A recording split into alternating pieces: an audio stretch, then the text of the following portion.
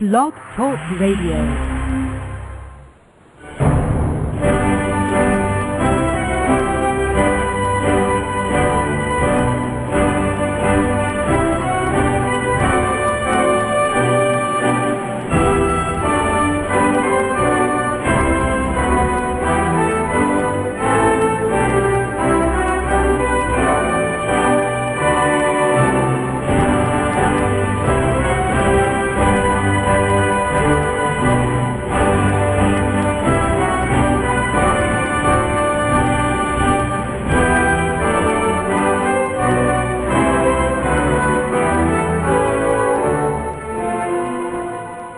Boa noite, meus amigos. Estamos aqui de volta. Como sempre, começamos invocando a Santíssima Virgem Maria e o Santo Padre Pio de Pietrelcina, para que roguem a Deus que nenhuma injustiça se cometa nesse programa. Em primeiro lugar, eu quero aqui assinalar com grande tristeza a morte do meu amigo Yves Zoublet. Yves Zoublet, se vocês se lembram, foi aquele cidadão que, num ato de coragem tão incomum no nosso país, desferiu uma merecida bengalada, uma ou duas, na cabeça oca do senhor José Dirceu, quando apareceram as provas de que esse estava envolvido na treta do mensalão. O Yves Zoublet, tendo sofrido ameaças e perseguições no Brasil, mudou para a Bélgica, porque ele tinha dupla cidadania. E lá na Bélgica ele ia se casar e precisava de um documento brasileiro e fez a besteira de voltar ao Brasil. Chegando no Brasil, foi inexplicavelmente preso. Presta atenção, o homem foi preso, era um homem já de mais de 70 anos. Foi preso, até agora não se sabe por quê. E morreu na cadeia, também inexplicavelmente. Ninguém vai investigar, ninguém vai querer saber, tá certo? Então esse é um caso de sequestro e provavelmente homicídio praticado pelas autoridades. Tá certo? Então, o senhor José Dirceu não passou um único minuto na cadeia, mas o Yves Zoublet morreu na cadeia. Morreu sob a guarda e responsabilidade das autoridades brasileiras. Ele nunca deveria ter voltado ao Brasil. Então, fica aí a nossa homenagem a esse escritor. Produziu vários livros para a infância, tão talentosos, nunca fez mal a ninguém. E olha, bater na cabeça do Zé Dirceu não é fazer mal algum. No mínimo, né, uma investigação científica, para saber o que tem dentro, né? É bater lá e enviar o material para laboratório para fazer exame de fezes. Tá certo? Então fica aí. Também eu adorei essa semana a declaração da Sarah Palin de que o presidente Obama simplesmente não tem culhões, com essa palavra em espanhol, cojones, para tomar uma providência contra essa invasão de imigrantes ilegais que está destruindo os Estados Unidos, destruindo. Olha, meu senhor, aqui 80% dos crimes são cometidos por imigrante ilegal. É uma coisa monstruosa. Monstruosa. Nem, vamos dizer, mas são crimes famélicos, cometem. Não é de jeito nenhum. Grande parte desses camaradas que entram aqui não são imigrantes de jeito nenhum. São agentes de quadrilha de narcotraficantes que entram aqui já para fazer isso. E se organizam, vamos dizer, em gangues poderosíssimas que aterrorizam estados inteiros. E tem todo o dinheiro do mundo, tem todo o dinheiro que quiserem. Mais ainda, se organizam em entidades políticas igualmente poderosas, como La Raça, para pregar a mexicanização de estados americanos inteiros. Quer dizer, negam que aquilo lá seja território americano. E note bem, o governo está protegendo essa gente. Quer dizer, o governo protege um movimento separatista aqui dentro dos Estados Unidos. Enquanto isso, os ilegais, não vamos chamar de imigrantes, são apenas ilegais, continuam chegando, né? Note bem, quer morar nos Estados Unidos? Muito bem, eu também quis morar aqui. Eu tive 4 anos de trabalho para obter o meu green card. Tive que juntar 1000 páginas de documentos, gastei um dinheirão maluco, mantive minha família ocupada um tempão para coletar documento e provar a legalidade da minha situação aqui e receber, então, o green card. Agora, os camaradas não querem fazer isso, eles querem chegar aqui ilegalmente e já desfrutar do Social Security, ter carteira de motorista, e mais isso, mais aquilo outro.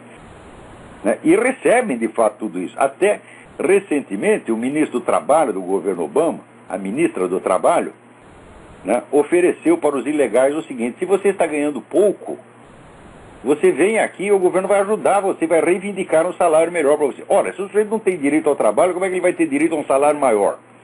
Então, isso aí é um meio de o governo favorecer o emprego ilegal para pessoas que estão aqui indevidamente. Então, isso aí já seria, só isso já seria motivo para o impeachment numa situação normal. Quer dizer, se os democratas não dominassem o Senado e a Câmara dos Representantes, isso aí jamais estaria acontecendo. Mas eles estão desfrutando de um momento de glória, porque eles têm ali, né, o Senado, a Câmara dos Representantes, a Suprema Corte, eles têm tudo.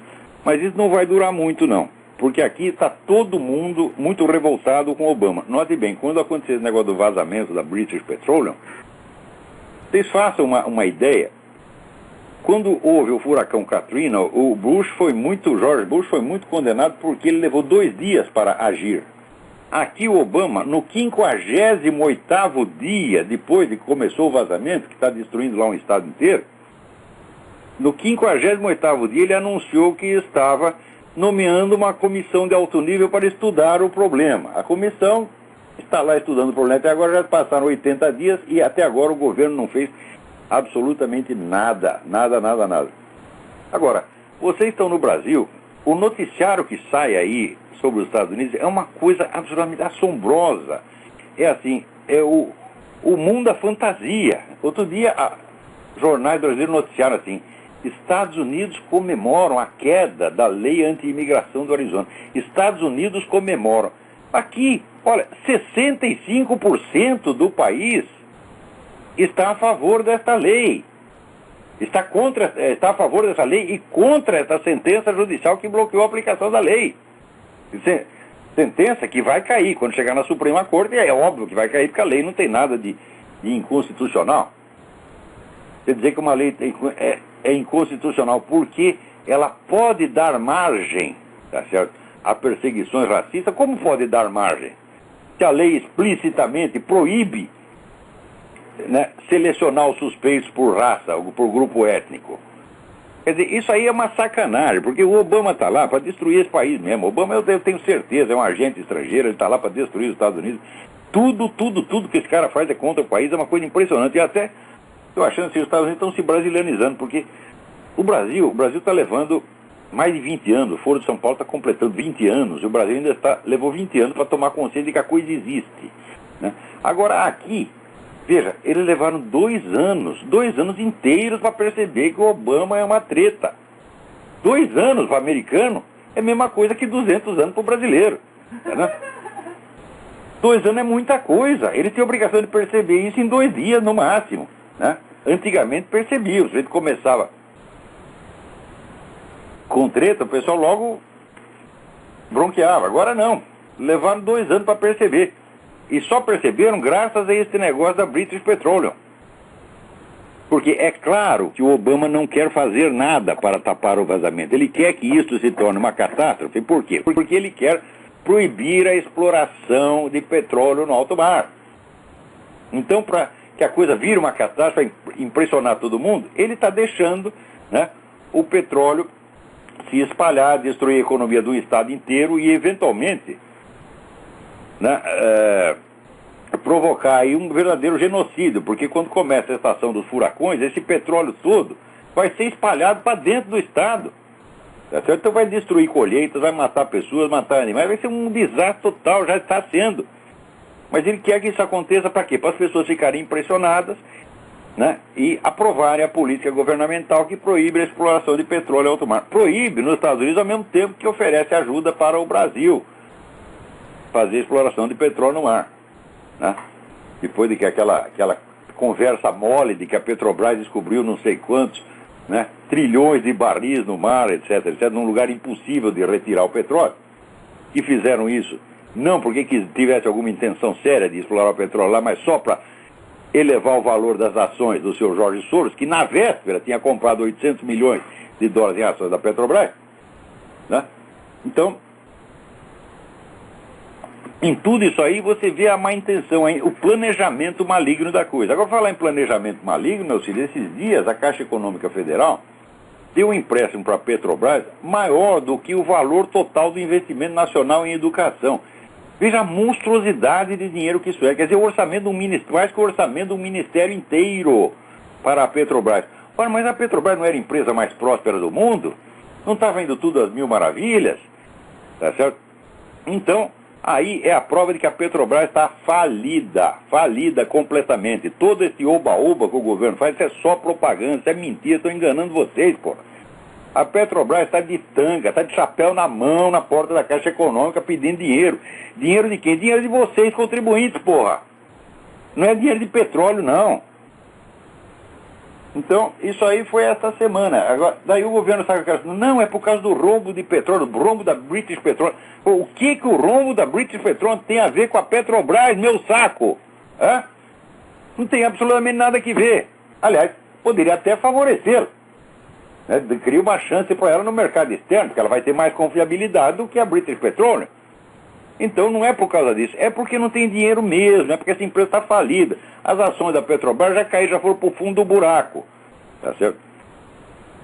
Agora, eu queria lembrar vocês aqui que vocês visitem o site www.endireitabrasil.com.br. Não me cabe aqui fazer nenhuma propaganda de candidato, mas quando o candidato é meu amigo, eu não resisto. É meu amigo, eu conheço, eu sei que é um homem honrado, um homem honesto, ele não vai mentir para vocês, ele não vai meter a mão no dinheiro público, tá certo? Errar, todo político pode errar, mas aqui, o Ricardo Salles é meu amigo, uma pessoa em que eu confio. Tá certo? Ele é um homem religioso, um homem correto e está fazendo esse sacrifício. Ele tomou um engove e se candidatou a deputado estadual por São Paulo. Não estou dizendo para votar nele, mas estou dizendo, deem uma olhada no site www.endireitabrasil.com.br e vejam quem é o Ricardo Salles. Aproveita também, visita lá para www.seminariofilosofia.org e se quiser aprender alguma coisa, né, inscreva-se e pague a inscrição, que eu não vou reclamar porque eu sou humilde e vivo disso. Então, o que mais aqui?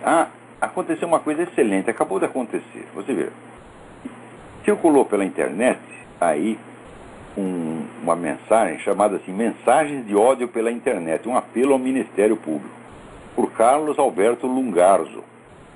Então diz ele aqui, numerosos sites e blogs da internet se caracterizam pela difusão permanente de mensagens de ódio, seja político, racial, ideológico, nacional ou qualquer outra característica. Então ele fala de sites que estão abusando da liberdade de expressão e cometendo crimes horrorosos, né?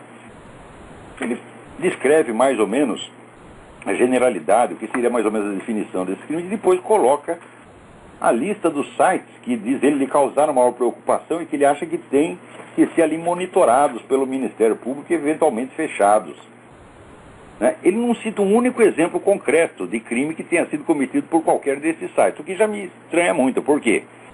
Se você descreve um crime de modo geral, a definição do crime, e depois você pede a prisão de uma pessoa sem você ter provado que esta pessoa cometeu especificamente aquele crime, você está com um raciocínio falho.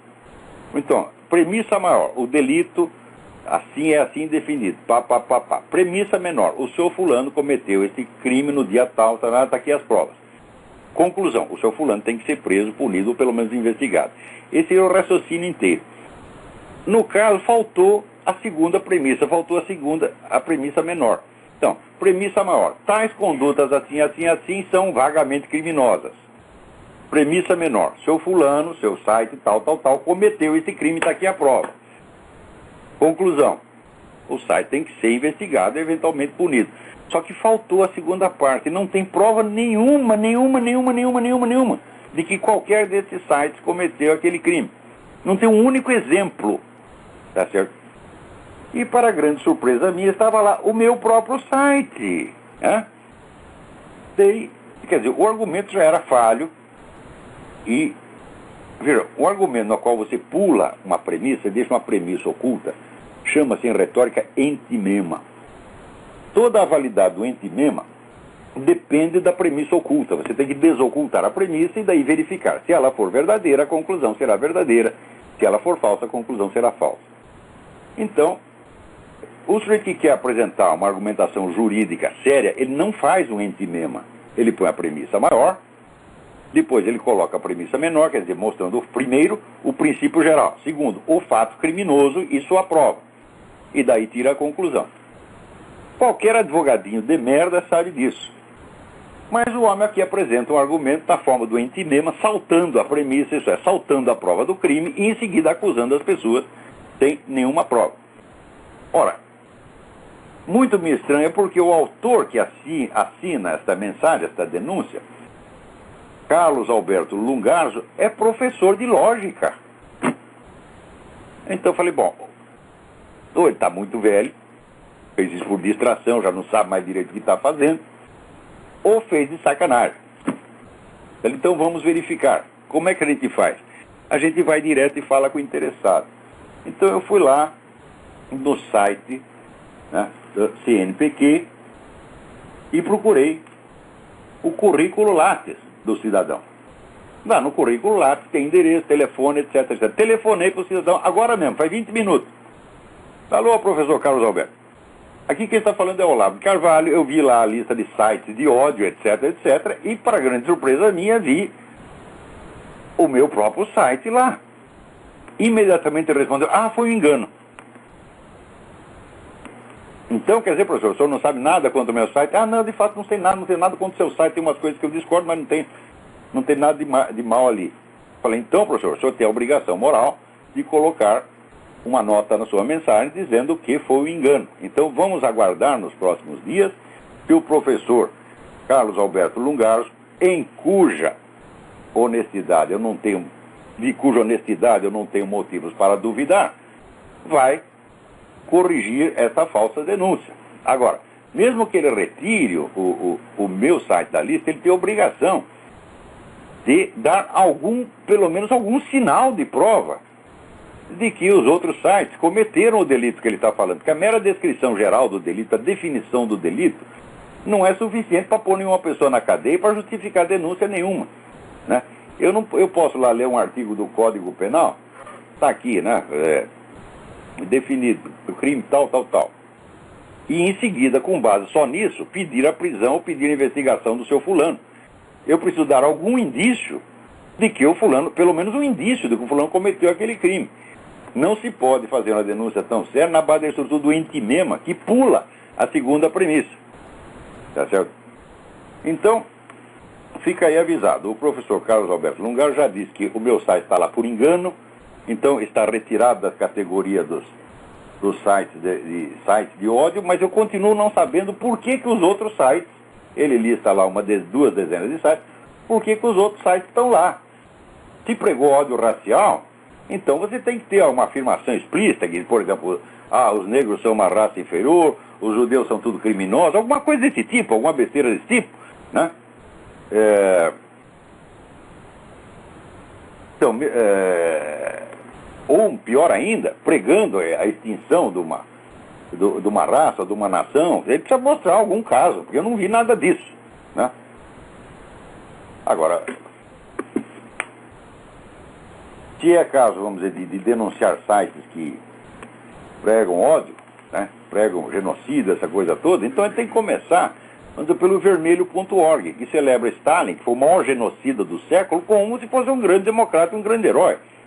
Quer dizer, a apologia de um regime genocida, isso aí é consenso mundial, consenso jurídico mundial. A apologia de um regime genocida ex post facto é pregação de genocídio.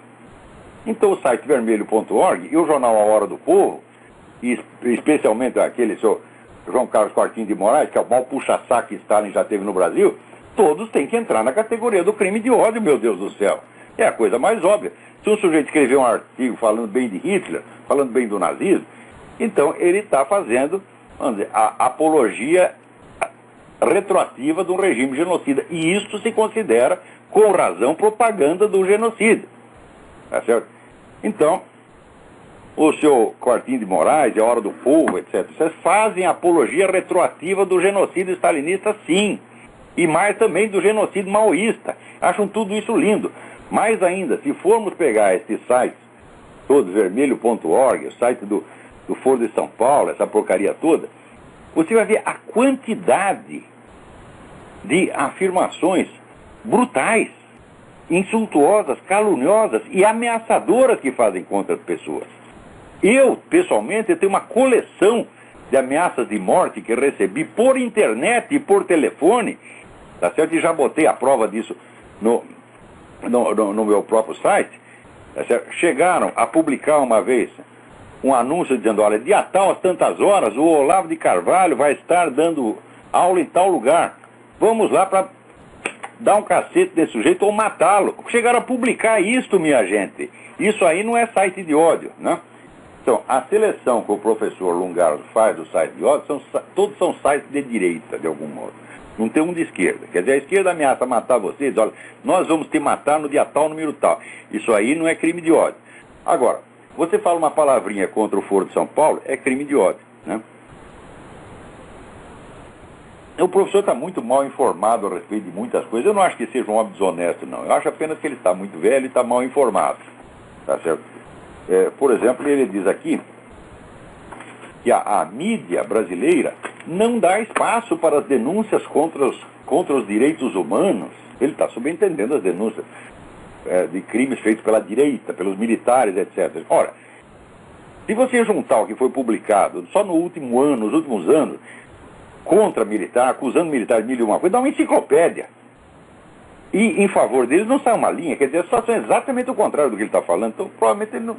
Acho que ele não lê jornal, tá certo? Mas eu até estranhei, uma coisa que eu mais estranhei dele colocar o meu site lá, falou, olha, eu acho que ele nunca abriu o meu site. Por quê? Praticamente tudo o que sai no meu site é apenas reprodução do que saiu no Diário do Comércio. Então como é que você vai, né, acusar o site que reproduziu a matéria, mas não vai acusar aquele que a publicou originalmente? Essa é uma coisa tão absurda, né? Então, mas ele já confessou que foi engano, então, ó, vamos conceder ao professor Carlos Alberto Lungaso o benefício da dúvida. Se o senhor agiu com honestidade, com lisura, com boa intenção, ainda que estando completamente errado na sua visão do problema, então o senhor fará circular pela internet, com a mesma presteza e eficiência com que fez circular esta mensagem, uma nota dizendo, olha, o nome do site do Olavo de Carvalho entrou lá por engano. Agora, você vê, nos últimos dias, virou moda agora acusar o pessoal do PT de ser direitista.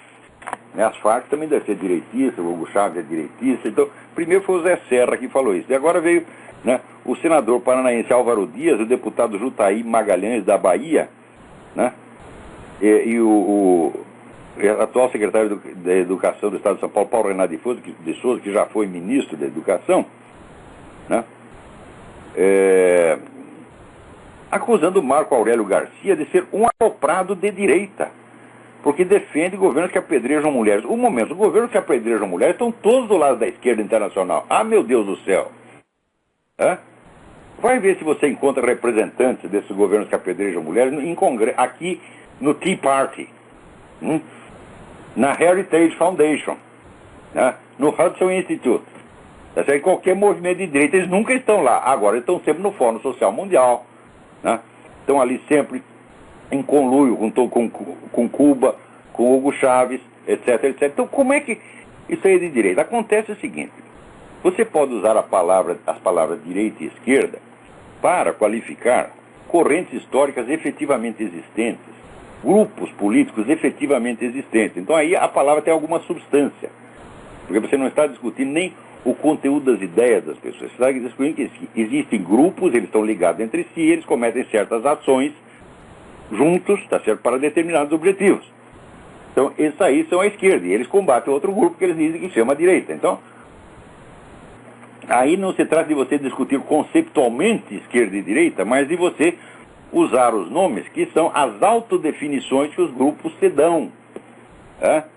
Por exemplo, se você chegar na Inglaterra e dizer, o Partido Conservador é o quê? Eles vão dizer, é a direita. O Partido Trabalhista é o quê? É a esquerda. Todo mundo sabe. Então é simples, a simples autodefinição de grupos historicamente existentes. Mas você pode desligar a palavra do seu conteúdo, da sua substância histórica, e começar a usar apenas como qualificativo geral. Então, direita passa a significar tudo que é malvado e esquerda tudo que é bonzinho. E daí, quando um sujeito da esquerda, tá certo, comete genocídio ou crime, você diz, ele era de direita. Já não houve quem disser que Stalin é de direita, então Lenin também era de direita. Então o próprio Karl Marx, que pregava o genocídio, devia ser de direita. Então é simplesmente questão de você trocar os nomes. Não é isso? Então, essas pessoas que apelam a isso, quando alguém da esquerda lhes faz mal, eles dizem que o cara é direitista, só provam a sua fraqueza, a sua total escravidão mental à própria esquerda. Então tá aí, Álvaro Dias, Jutaí Magalhães, Paulo Renato Souza, Zé Serra, estão todos uns fracotes na frente da esquerda. A esquerda ri de vocês, porque sabe que vocês comem no prato dela, meu Deus do céu. Olha aqui, o outro dia, vendo aqui os documentos, né, eu juntei aqui uma documentação enorme sobre o Foro de São Paulo, que eu vou fazer uma gravação e colocar no ar nos próximos dias, para acabar com de vez com essa história de que o PT não ter ligação com as Farc. E lá no meio descubro, na revista América Livre, que é a revista comunista, né, dirigida aí pelo Manuel Marulanda Vélez, como diretor das Farc, junto com Gilberto Carvalho, que é assessor de imprensa da presidência. Não sei se ele é ainda, mas ele era naquela ocasião em que publicou isso aí. Então vejo lá essa revista e vejo lá um artigo de quem? Fernando Henrique Cardoso. Ora, no tempo do Fernando Henrique Cardoso na presidência, as Farc tinham um escritório em Brasília, meu Deus do céu. E agora veio o Luiz Felipe Lampré dizendo que apareceu lá o Marco Aurélio Garcia querendo marcar um encontro entre ele e gente das Farc, e ele, então, honradamente se negou. Falou, não converso com essa gente, não converso com bandido e tal. E botou o Marco Aurélio para correr. Mas, meu Deus do céu, se ele sabe das atividades criminosas das Farc, e ele sabe ao mesmo que tem um escritório das Farc do lado do ministério dele, ele tem a obrigação, tá certo, absoluta de tomar providência, mandar fechar aquilo, mandar prender as pessoas. Não fez nada. Quer dizer, durante o governo FHC, as Farc tinham tanta liberdade de ação no Brasil quanto tem agora. Então todos eles têm o rabo preso. O que aconteceu no Brasil nos últimos anos, minha gente, foi o seguinte, uma entidade, tá certo, que se formou dentro da USP, mediante a ligação entre a USP e os sindicalistas comunistas do ABC, tomou o poder, minha gente. Então, esta elite que tomou o poder, está toda a elite do PSDB e do PT e dos outros partidos de esquerda. Essas denominações não fazem a mais mínima diferença. Eles varreram do mapa todos os outros políticos que não rezam pela cartilha deles. E, como diz o Lula, eu e José Serra inauguramos um novo estilo de fazer política. É um novo estilo no qual só existe a esquerda, meu filho. Tanto que, quando eles querem se ofender uns aos outros, se chamam de direitistas. Então sobrou somente a esquerda, é um monopólio total da política. E eleger José Serra, nesse sentido, não muda grande coisa. Muda um pouquinho, por quê? Porque o José Serra, ele liga um pouco para a segurança pública. Ele não gosta muito de homicídio, tá entendendo? Então, não se pode negar que ele fez alguma coisa para diminuir a violência em São Paulo. Mas ele também, outro dia eu li um artigo do Denis Rosenfield, excelente. Ele diz que todo mundo agora diz assim, não, as Farc eram guerrilheiras, mas elas traíram a sua vocação e se transformaram em narcotraficantes. Quer dizer, como se narcotráfico e guerrilha, como se a luta política comunista e o narcotráfico fossem coisas opostas. Você, para ser narcotraficante, você tem que trair os objetivos da sua revolução. E o Denis Rosenfield lembra ali que o narcotráfico é uma tradição do movimento comunista. Então ele cita lá o exemplo da China, né, a guerra do ópio que o Mao Tse-tung moveu contra províncias inteiras, encheu de ópio aquela porcaria, viciou metade da China, tá entendendo? Então isso é costumeiro. Ele só cita o caso da China, mas existe caso pior. O crescimento do narcotráfico na América Latina a partir dos anos 50 foi obra do governo soviético. O governo soviético treinou agentes da KGB para que se infiltrassem nas quadrilhas incipientes de narcotraficantes que havia então e otimizassem o comércio, tá certo? De modo a que esse comércio se tornasse, isso já na década de 50, gente. Tá? se tornasse uma fonte de subsídios para os movimentos revolucionários latino-americanos, porque a União Soviética não estava aguentando mais financiá-los. Então tinha que criar uma fonte de financiamento local. Isso aí foi contado por um general tcheco que participou de toda a operação. Ele descreve tudo nos mais mínimos detalhes, como isso foi feito desde a década de 50. Isso está no livro do Joseph D. Douglas. Isso chama Red Cocaine. Não deixem de ler esse livro. Então nós podemos dizer, não apenas o narcotráfico é um instrumento tradicional do movimento comunista, mas por outro lado ainda tem o combate ideológico que a esquerda universal promove em defesa da droga desde os anos 50 também. Essa coisa de liberação da droga começa com o pessoal da nova esquerda aqui.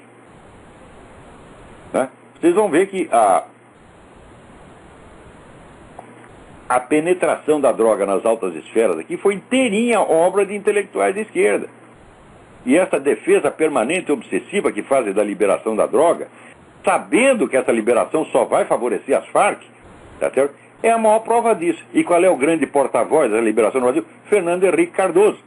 Então como é que podemos confiar nessa gente? Meu Deus, eu estou falando, é uma trama esquerdista criada nos anos 60 que tomou conta do país para dividir o território nacional inteiro entre a direita da esquerda e a esquerda da esquerda. Tá certo? Agora, qual que é a esquerda da esquerda e qual que é a direita da esquerda? Cada um fica tentando provar que ele é mais esquerdista que o outro, e a maneira de fazer isso é chamar o outro de direitista. Então, minha gente, vocês caíram no engodo, e é preciso ser muito besta para não perceber uma coisa dessa. Né? Tem alguém na linha? Alô, tem alguém? Alô, diga. Quem é?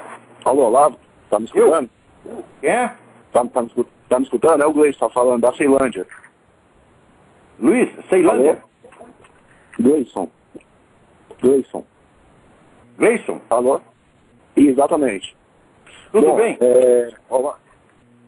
Oi, Olavo, saiu uma notícia aqui na BBC News que o Obama pretende retirar 15 mil soldados até o final do ano no Iraque. Eu queria saber o que você acha dessa retirada de tropas americanas do Iraque até o fim deste ano. E esse efetivo de mais de 30 mil soldados que irão para o Afeganistão. O que o Obama está tramando? Olha, o que está provando é o seguinte. Primeiro, o verdadeiro atoleiro é o Afeganistão. Por quê? No Iraque, os americanos tomaram o país em 15 dias, montaram um novo regime político, implantaram a democracia e está funcionando. Então a vitória foi completa. Tá?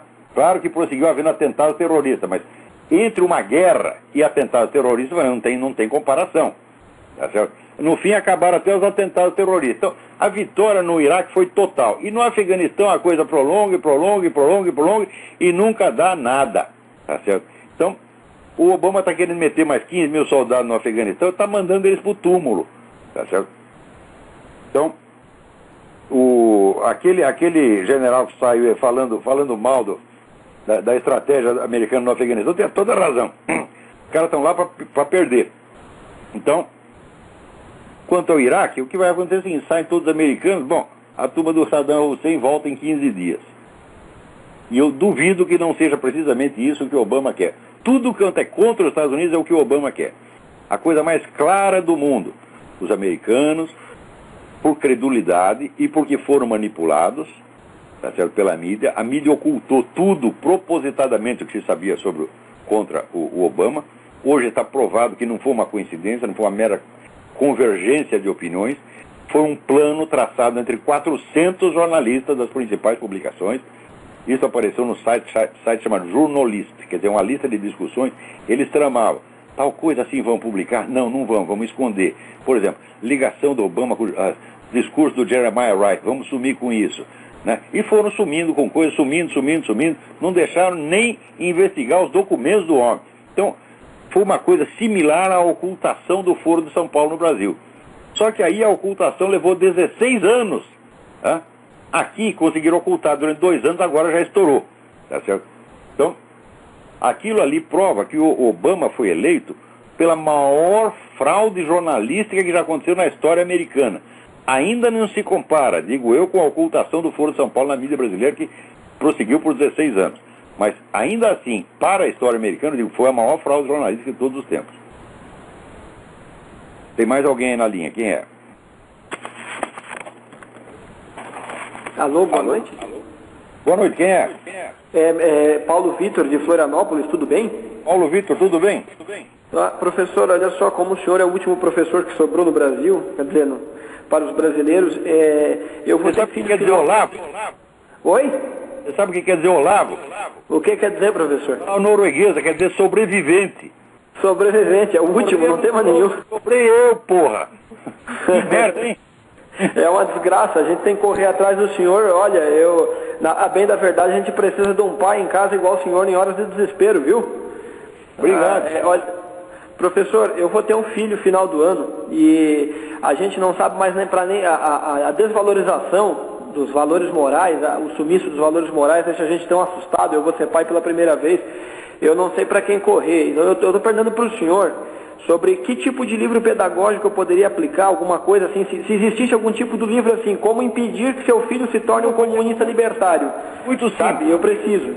Primeiro, você tirar o menino da escola, você pode sofrer um processo, se bem que agora existe uma brecha legal para o homeschooling, né? No Brasil. Eu vou explicar isso no próximo programa, não tenho os dados aqui suficientes, mas tem uma brecha legal que permite o homeschooling. Mas, se houver problema com o homeschooling, você deixa. Faz o que eu fazia. Eu dizia ao meu filho, você vai na escola? Ele dizia, pai, por que eu tenho que ir para a escola? Eu digo, é muito simples, você tem que ir para a escola, senão eles vão prender o seu velho pai. Então, eu imploro a você que vá para a escola e frequente aquela porcaria. Você não vai aprender nada, você só vai conviver com um drogado, os professores só vão te ensinar merda, tá certo? E a gente, o que você tiver que aprender, você aprende aqui em casa. Agora, se você tirar 0 o ano inteiro, não me incomoda, não. Só quero ter a frequência, o boletim de frequência. E eles iam para a escola, pacientemente, não aprenderam nada lá, aprenderam um monte de coisa em casa. É o que você tem que fazer. Ensine o menino a ler pelo método antigo, que ensina letra por letra. Tá? Não vai por essa coisa de neoconstrutivismo, socioconstrutivismo, que isso é tudo uma empulhação, que os caras tiraram do mundo de vigarista, tá certo? Então, se o senhor tiver algum nome de um livro desses antigos, eu dou um jeito de procurar na estante virtual, de repente alguma coisa que me oriente nesse sentido. Não, eu não tenho nenhum, mas eu sugiro que você peça ajuda ao professor Luiz Farias. Luiz Farias, através do Farol da Democracia, ele escreve... o Farol da Democracia eu consigo. Você pode se comunicar com ele. É o sujeito que mais entende de alfabetização no Brasil. Olha... É um grande educador, o cara que mais entende, está fazendo uma campanha para acabar com essa porcaria de socioconstrutivismo e voltar ao processo antigo pelos quais as crianças aprendiam a ler. Esses dias eu vi na internet 2 manuais franceses, de 30 páginas cada um, para ensinar a criança a ler. E eu estou pensando em traduzir, adaptar isso para o Brasil. Se eu não tiver tempo... Se para nós ajudaria muito, hein? Vou passar para algum aluno meu, olha, traduza isso, vamos publicar isso no Brasil, porque é um método mais simples. Olha, eu aprendi a ler sozinho. Eu, quando entrei na escola, já sabia ler. Então, eu aprendi a ler para ler revista em quadrinho, que era o mais alto produto intelectual que eu podia conceber na ocasião, tá certo?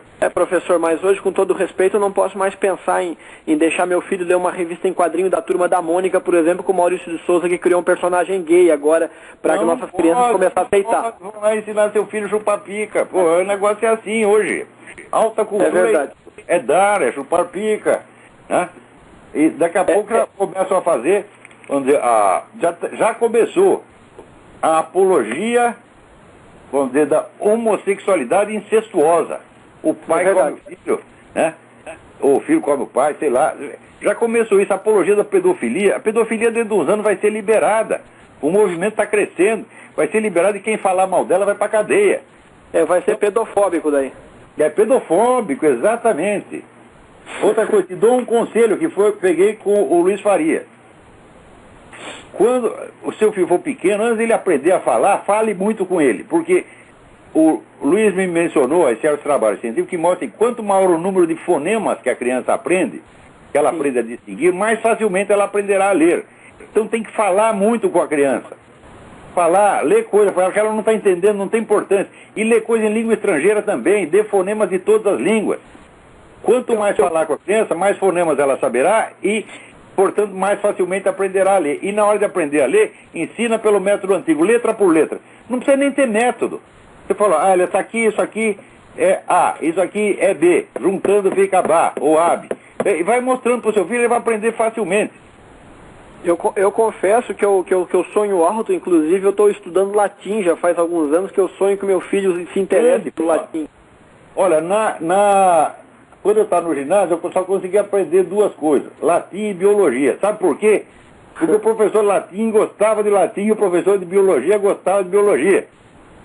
O resto, eles odiavam aquilo que estavam ensinando, eles iam lá só para bater ponto, eles não eram professor, eram funcionário público. Eles tinham ódio de ensino. Então, com eles eu não aprendi nada. Alguns eu fiquei até revoltado. Falei, não vou assistir mais a sua aula, porque eu não estou aprendendo merda nenhuma aqui. Não entendo uma palavra que o senhor fala. Tá certo?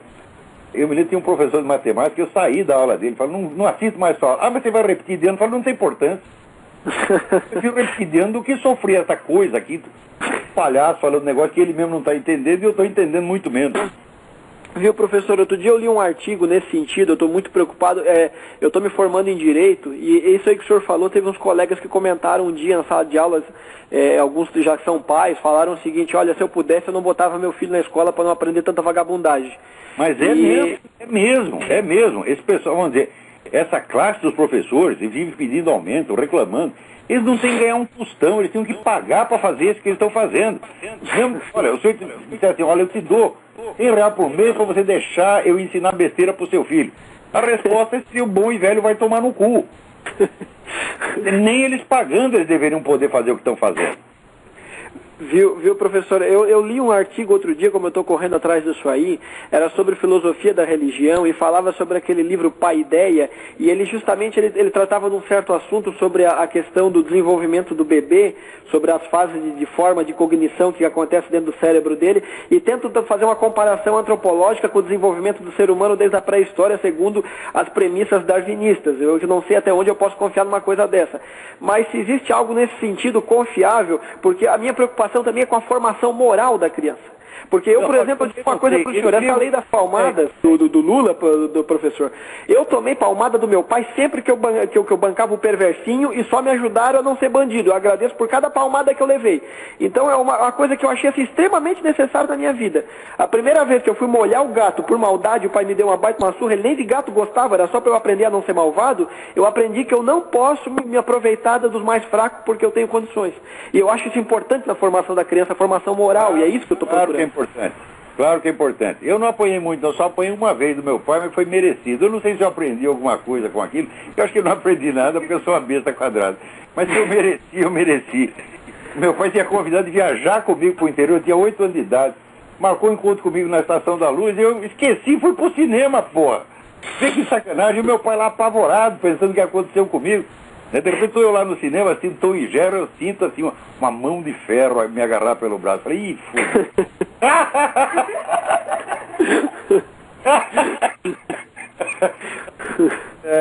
Foi a única vez que eu apoiei do meu pai, né? Minha mãe deve ter batido às vezes, mas ela batia fraquinho. Só tenho boas recordações da minha mãe. Santa mãe. Mas um livro desse, então, sobre formação moral da criança, sobre esse desenvolvimento da criança, o senhor conhece alguma coisa?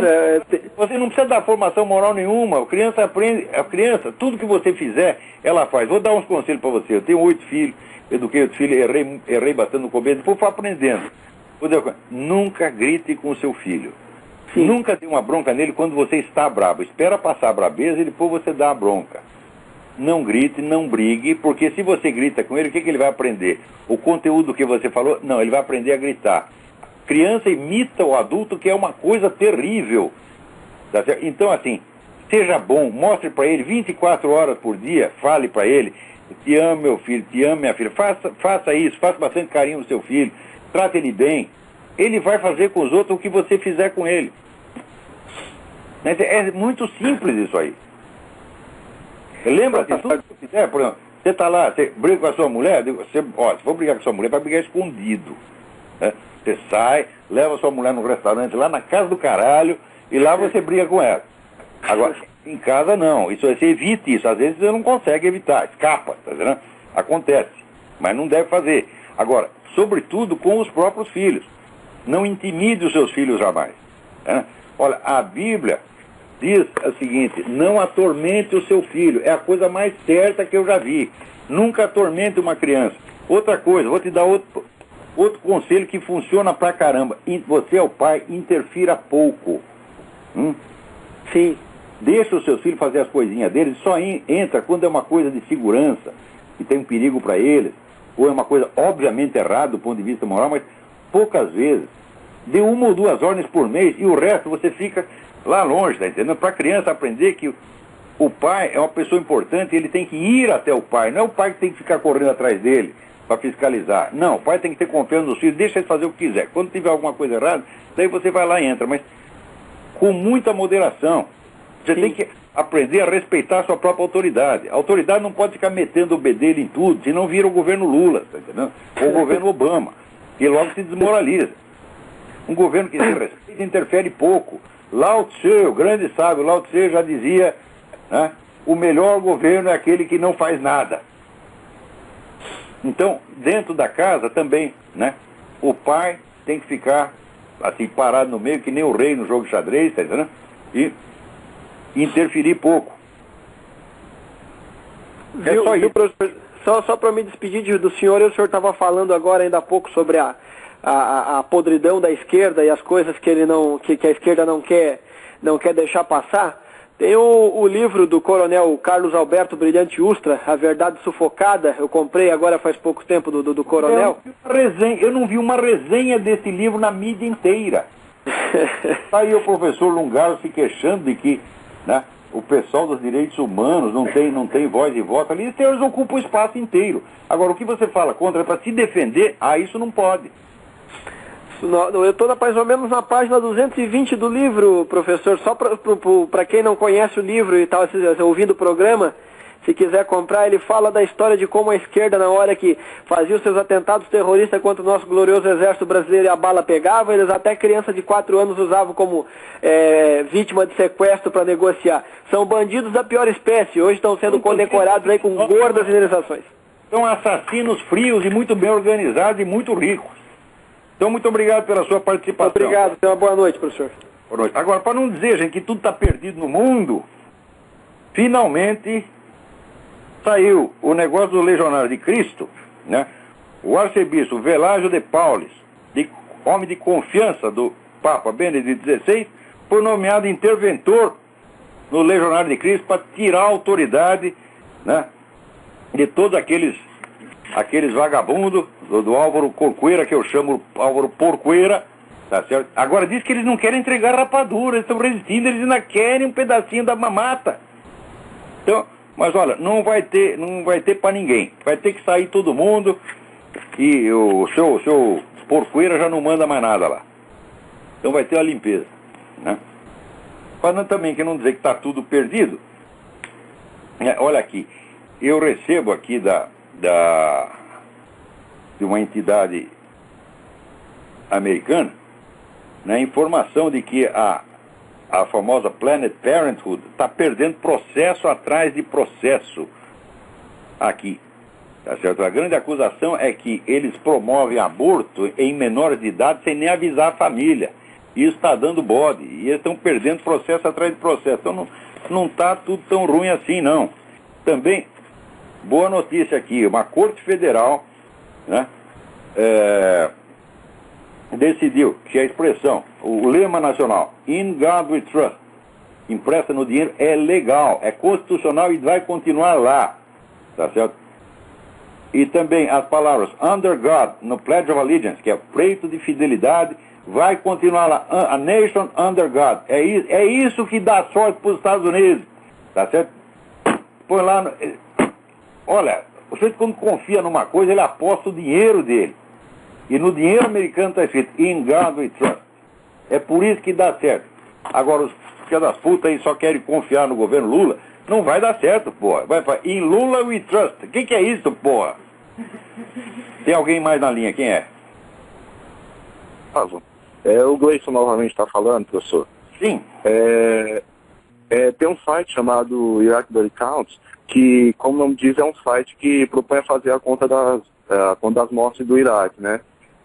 Ele diz que desde a invasão já morreram mais de 100 mil pessoas. Essa conta procede, professor? É possível. Agora, eu acho que 100 mil não é uma conta exagerada. Agora, aqui o pessoal estava falando em milhões. Agora, 100 mil, meu filho, no Brasil mora 100 mil em 2 anos em tempo de paz. Para você ver a gravidade da situação brasileira e a nossa mídia inteira fazendo barulho por causa do Iraque. Olha quanta gente está morrendo no Iraque. Ora, no Iraque morreram 100 mil ao longo, quando é que começou o negócio? E aqui o pessoal ainda fica... E aqui o pessoal fica se redubilando ainda, né, professor? 7 anos. 100 mil em 7 anos. Tá? Agora, no Brasil, mora 50 mil por ano. Em tempo de paz. Então nós temos que ficar preocupados com o Iraque ou com o Brasil? Muito mais com o Brasil. Quer dizer, uma guerra onde... Presta atenção. O Iraque foi a primeira guerra no universo em que se tomaram medidas extremas para proteger a população civil.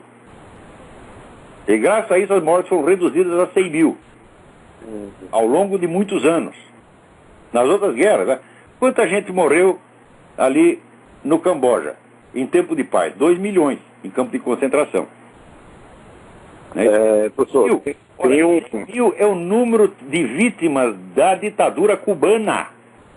A ditadura cubana matou 100 mil, sem guerra, em tempo de paz, prendendo as pessoas em casa, pessoas desarmadas, invadia a casa do sujeito, prendia, jogava num cárcere, torturava, deixava sem comida, o nego morria.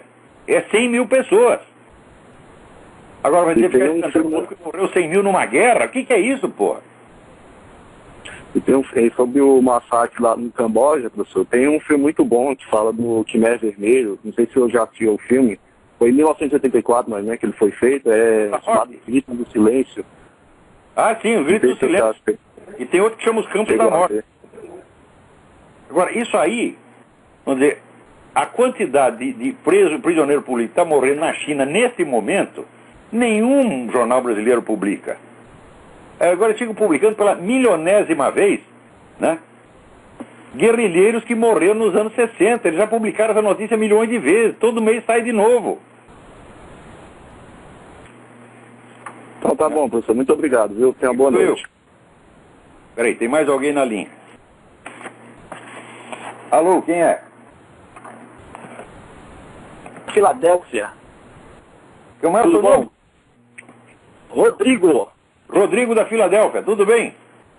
Sim, tudo bom? É um prazer falar com o senhor, acompanho o seu programa há muito tempo. E falando em Obama e Iraque, saiu uma notícia esse mês passado, agora, de julho, final do mês, só que não está sendo divulgado nos Estados Unidos e na mídia geral. Eu li essa notícia num sitezinho de notícias Irish, da Irlanda, mas o caso é que desapareceu dos cofres do Iraque dinheiro de óleo, né, de oil money do governo do povo iraquiano para a reconstrução do país. Desapareceu 9 bilhões que estava sob o controle e a administração do governo Obama. O Departamento de Defesa americano não consegue explicar. Você já pensou se o governo fosse republicano, o barulho que os caras iam fazer com uma coisa dessa? Justamente falando de governo republicano, a grande pergunta que ficou é o seguinte: será que esse cover-up não está sendo feito para aparecer depois que entrar um governo republicano após o Obama? Quer dizer, vai aparecer depois que o Obama sair, culpando então o próximo governo republicano aí. Por que está sendo coberto agora? Eu estou falando para você, aqui você tem uma trama organizada dos principais jornalistas, dos grandes veículos de mídia, para bloquear qualquer coisa que possa comprometer a imagem do Obama. Então, esse negócio... Eu fiz uma pesquisa na internet. Não tem documento nenhum. Agora diz que o passaporte da mãe do homem sumiu.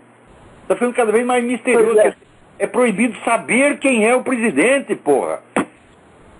Quer dizer, então, imagina, são 9 bilhões de dólares, 9 bilhões de dólares do povo iraquiano, da reconstrução do país. 9 bilhões na mão da turma do Obama. Fiz uma pesquisa na internet para ter certeza da notícia e não encontrei em nenhum site americano. Eu vou comentar alguma coisa na semana que vem. Obrigado, Olá, pela participação. Um grande abraço. Obrigado a você pelo trabalho. Obrigado, eu. Agora, vejam vocês. Peraí, tem mais alguém na linha? Agora, diz que o governador de São Paulo, Alberto Goldman, que é um sujeito que começou sua carreira com o apoio do Partido Comunista, deve a sua existência política à colaboração do Partido Comunista, ele disse esta semana que não há sinais de que esses atentados ocorridos em São Paulo sejam obra do PCC. Agora, que os atentados são uma coisa organizada, é a coisa mais óbvia do mundo, tá certo? Então, se não foi do PCC, então tem uma outra organização criminosa maior que o PCC por trás disso. Então, governador, quem foi? É? Se não for o PCC, foi o quê? Foi a PQP? Espera aí, tem mais alguém na linha. Vamos lá. Alô, é Rodolfo de Petrópolis? Rodolfo, tudo bem? Seja rápido porque nós estamos no fim do tempo. Ok, eu li na internet e queria saber se é verdade que uma das esposas do profeta Maomé, chamada Aisha, tinha apenas 9 anos de idade quando ele começou a ter relações sexuais com ela. Eu não sei, eu não lembro exatamente a idade. Eu sei que parece que ele casou quando ela tinha 6 anos e consumou o casamento um pouco depois, não sei se foi com 9, com 10 ou com 12. Mas isso não era uma coisa tão incomum na época. A nós nos escandaliza hoje, mas na época não. Ah, certo. Ok, obrigado. Ninguém achou nada demais nisso. Se ela achou, ela também não falou nada. Mas é que a pedofilia no Islã é muito comum, não é? Olha, eu não sei porque, vira, o Islã, rapaz, é um negócio assim, é muito fechado, é difícil você saber o que se passa. É muito difícil. Eu não tenho a menor ideia do que acontece nos países islâmicos, não. Na maior parte deles você tem censura total à imprensa, não dá para saber as coisas, então você depende de um ou outro observador estrangeiro. Né? Tinha aquele famoso caso do casamento, né? Um monte de membros da Al-Qaeda casando com as menininhas. Tá? Depois disseram que as meninas eram apenas acompanhantes. Tá? Olha, até hoje eu não engoli essa história, não. Né? Certo. Tá ok, obrigado, Olavo. Obrigado, eu. Então, agora aqui, aparece aqui, saiu até no Globo, dizendo que armas exclusivas das Forças Armadas são usadas por bandidos em São Paulo. Mas isso faz muito tempo. Os caras têm fuzil AK-47, tem metralhadora Uzi, tem bazuca, eles têm tudo. É um negócio extremamente organizado. Olha, dizer que isso aí é um problema para a polícia é a coisa mais covarde que eu já ouvi. Isso é um problema militar, de abrangência continental. E se as Forças Armadas decidirem continuar omissa do jeito que estão, elas vão deixar que esse pessoal das Farc domine tudo. Eu acho que hoje nenhuma Força Armada da América Latina tem condição realmente de enfrentar as Farc. As Farc estão mal ali dentro da Colômbia, que elas ocupam apenas 3% do território e têm apoio de 1% da população. Mas estão espalhadas pelo Brasil, pela Venezuela, por toda parte. Eles estão criando uma força continental. E a nossa milicada, ela sentaria dizendo, não, isso é um problema para a polícia. Então a polícia vai lá com aqueles revolvinhos 38 para enfrentar bazuca, fuzil AK-47. Pô, o que há? É uma luta absolutamente desproporcional. Sinceramente, eu acho que as nossas Forças Armadas estão sendo omissas e covardes a não querer participar dessa luta. Tá certo? Então, note bem, eu lembro quando assaltaram a casa do arquiteto Burle Marx, e ele, sendo retirado de maca para o hospital, ele dizia, nós queremos o exército, apelando ao exército para que o exército proteja a população. E naquela época os generais tudo pularam, falaram, não é nossa missão, papapá. Isto selou o destino do Brasil. Naquela época ainda era possível acabar com esse perigo, hoje não é mais. Hoje as Farc estão espalhadas por tudo quanto é lado, estão cheias de contato no governo federal. O PCC, eu sei, o PCC tem gente na administração, né? Prestem bem atenção, vocês vão ver que tem político trabalhando para o PCC, tá certo? A conexão de PCC e Farc já foi mais do que provada pelo juiz Odilon de Oliveira. Então é uma força única, continental, extremamente organizada, poderosíssima. E as Forças Armadas continuam dizendo que não tem nada a ver com isso. Então, parece que o nosso tempo acabou. Não se esqueçam de continuar ajudando o Júlio Severo. Ele depende inteiramente de nós. Um pastor fez a campanha para que 1.000 pessoas mandem cada uma R$10. Fala, não. 1.000 pessoas, cada uma manda R$100. Não é muito para a necessidade, no jeito que está no exterior, com mulher e 3 filhos, sem ter onde cair morto, não por causa de algum delito que ele tenha feito, mas por causa do seu combate heróico contra tudo que não presta. Então até a semana que vem, muito obrigado.